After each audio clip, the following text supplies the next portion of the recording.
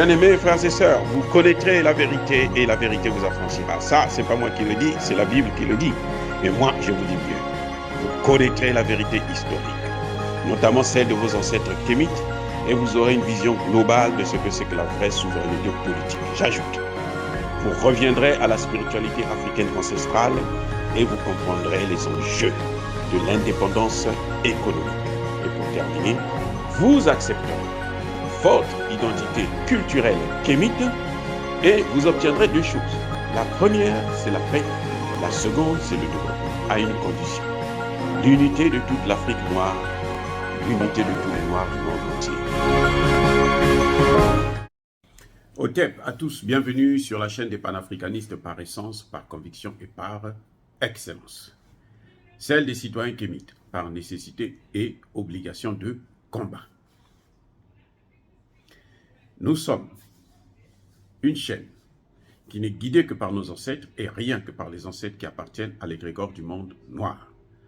Par conséquent, nous ne croyons en aucun Dieu venu de l'étranger.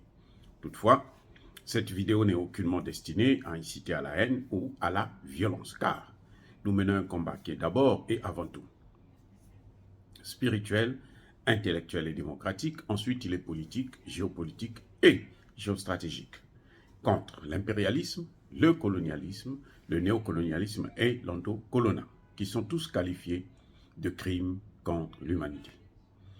Nous menons ce combat sur la base du principe fondamental que nous avons hérité de nos ancêtres kémites, qui est celui de la Mahat, c'est-à-dire solidarité, vérité et justice.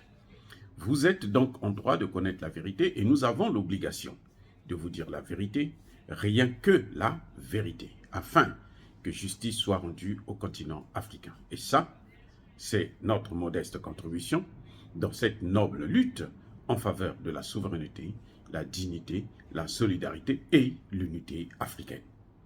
C'est exactement ça que nous appelons le panafricanisme. Bien-aimés frères et sœurs, il y a quelques semaines, la ministre française des Affaires étrangères et la ministre allemande des Affaires étrangères se sont rendues, les deux femmes, se sont rendues à Addis Abeba, au siège de l'Union africaine. Elles ont même rencontré Moussa Faki, donc la diplomatie. Elles vont rencontrer Moussa Faki pour dire à Moussa Faki quoi? Nous, France et Allemagne, nous allons vous donner un siège aux Nations Unies. Non, deux sièges. Donc la France va donner un siège et l'Allemagne aussi va donner un siège à l'Afrique aux Nations Unies. Ah, God. Vous savez, ces gens ont l'impression de nous prendre pour des cons. C'est pour ça que, en fait, elles ne comprennent pas que lorsque vous êtes conscient que la personne là n'est pas folle et vous la traitez de folle, ça veut dire que c'est vous qui êtes fou. Je répète. Elles savent, ces deux dames-là, ces jupettes, elles savent que nous, les Africains, nous connaissons maintenant leur jeu. Et nous n'attendons rien, ni d'elles, ni de leur putain de machin des Nations Unies. Mais elles viennent quand même nous endormir, croyant que nous allons continuer aussi à tomber dans leur piège. Ça veut dire quoi? Ça veut dire qu'elles ne valent pas grand-chose. Elles ne valent rien, elles n'ont rien compris. Elles devaient peut-être repartir à l'école, je ne sais pas si c'est ce qu'il faut pour elles, mais en tout cas, elles n'ont rien compris. Elles quittent la France et l'Allemagne pour venir jusqu'à Addis Abeba, pour venir dire que nous allons vous donner un siège, deux sièges au Conseil de sécurité des Nations Unies, avec droit de veto, donc deux sièges permanents. L'Allemagne n'a pas un siège aux Nations Unies. L'Allemagne, ça fait des années qu'elle cherche à obtenir un siège, l'Allemagne et le Japon, puisque ce sont eux qui contribuent le plus après les États-Unis. C'est l'Allemagne et le Japon les plus grands contributeurs du système des Nations Unies. Donc, vous voyez, elles ont abandonné leur projet. Maintenant, elles s'intéressent à l'Afrique. Elles vont voir qui? Eh bien, leur serpillière, M. Moussa Faki. Et Moussa Faki prend le temps pour les recevoir parce que bon, lui se passe maintenant pour un président, le président de l'Afrique. Lui croit qu'il est le président de l'Afrique. Non, le président de l'Union africaine, c'est actuellement le président sénégalais Macky Sall. Ce n'est pas Moussa Faki. Vous voyez, il veut vendre la peau de l'ours avant même de l'avoir tué.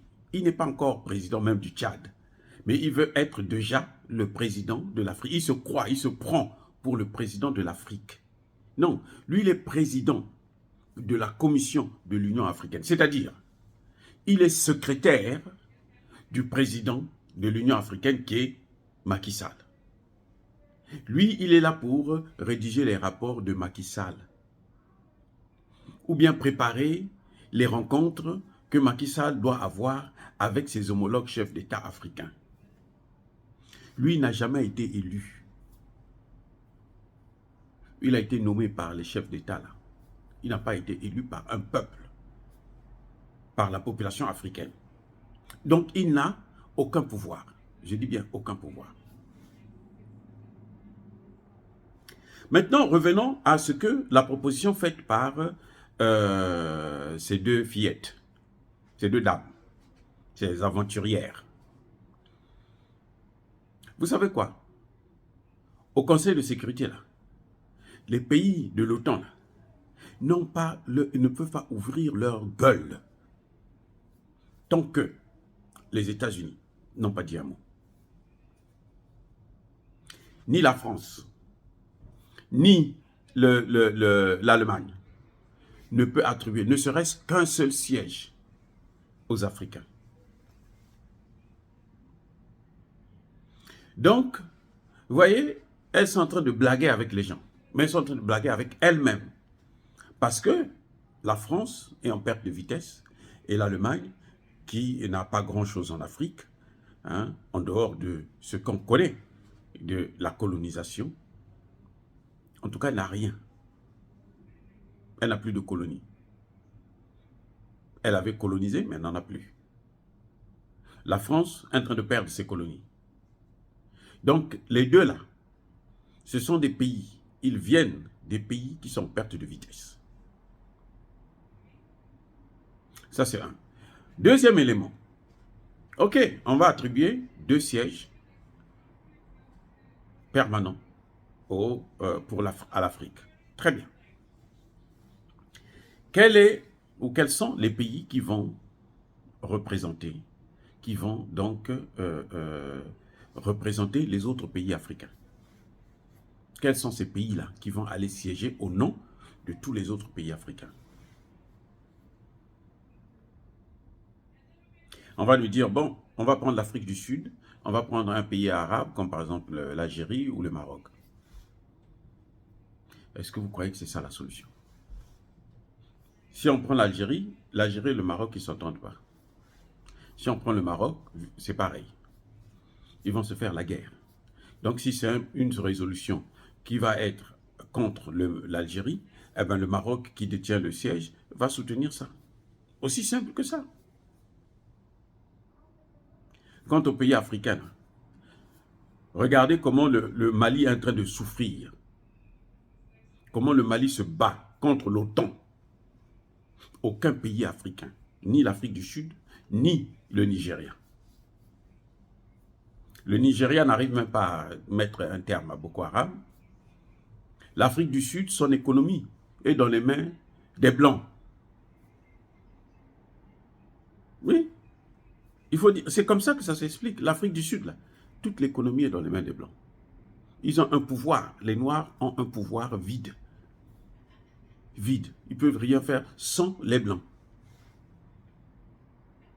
Donc, toutes les solutions qui doivent être prises par le Conseil de sécurité de l'ONU, si c'est en faveur des Noirs, eh bien les Blancs vont bloquer ça. Ce sont eux qui détiennent le pouvoir économique.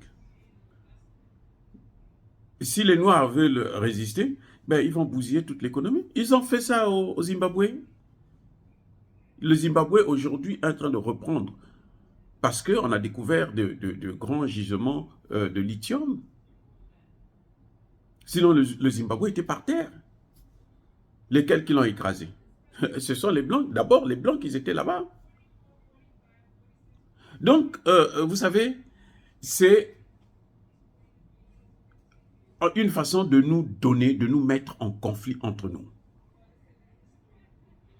Nous, les Africains, si nous voulons être sérieux et être considérés, avoir une place importante au Conseil de sécurité, nous devrons d'abord commencer par nous entendre entre nous, en créant les États-Unis d'Afrique. Regardez comment le Rwanda est utilisé par les États-Unis et les puissances européennes pour occuper, envahir et déstabiliser le Congo démocratique. Vous croyez qu'on peut travailler dans des conditions comme ça? Non. Ils veulent diviser le Congo démocratique. Ils ont divisé le Soudan, ils ont divisé l'Éthiopie. Ils veulent maintenant morceler le Congo démocratique. Après, ils vont dire qu'on va nous donner combien de sièges? 4. Puisqu'ils sont en train de diviser tous nos pays. Ils veulent diviser le Mali. Écoutez, c'est de la poudre aux yeux. On est en train de... Ces dames sont venues là pour nous, pour se moquer de nous. Pour se moquer de nous. Et Moussa Faki doit arrêter de passer son temps à faire plaisir à ces gens-là. Je ne sais pas pourquoi les chaînes africaines ont fait de ça, ont présenté ça sur leur chaîne nationale, parce que c'est un non-événement. Ce sont des touristes qui sont venus comme d'habitude en Afrique, parce que c'est là où il y a les bonnes choses. Il y a des animaux, il y a des forêts, il y a tout. Tout ce que vous voulez voir de bon là, c'est en Afrique que vous devrez venir. C'est pour ça qu'elles sont venues. Mais elles ne sont pas venues pour raconter, pour venir nous apporter quoi que ce soit. Elles n'ont qu'à aller gérer la guerre en Ukraine. Cette guerre-là, elle continue parce que eux, ils ne veulent pas que ça s'arrête. Ce sont eux qui sont en train de mener la guerre contre la Russie. Ce n'est même plus l'Ukraine, ce sont eux, les Occidentaux, l'OTAN, qui est en train de mener la guerre contre la Russie. Le commandement militaire de l'Ukraine a déjà disparu. Aujourd'hui, le commandement militaire qui est sur place, c'est un commandement de l'OTAN. Dire cela, c'est inciter à la haine ou à la violence? Non. Yaba colère ve yamalem. On ne peut plus continuer à nous manipuler, à se moquer de nous comme ça, par n'importe qui. Oh, bien-aimés frères et sœurs, je persiste et je signe. Soyez bénis, énormément bénis, par le Dieu des Kémites et par nos ancêtres angélisés. Et que tous ceux qui persécutent le continent africain, tous ceux qui le déstabilisent, tous ceux qui le pillent, qu'ils soient noirs ou qu'ils soient blancs, que le Dieu des Kémites et nos ancêtres angélisés puissent les foudroyer, les neutraliser, les maudire, les punir. Vive l'Afrique éternelle. J'ai dit et j'assume.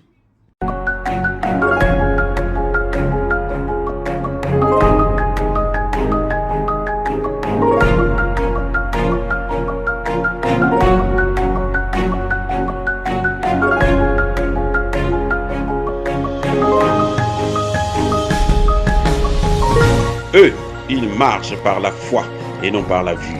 Mais moi, je vous conseille vivement de marcher par la connaissance scientifique et historique, notamment celle de nos ancêtres kémites, par les 5 sens et par l'intelligence. Abou Abia.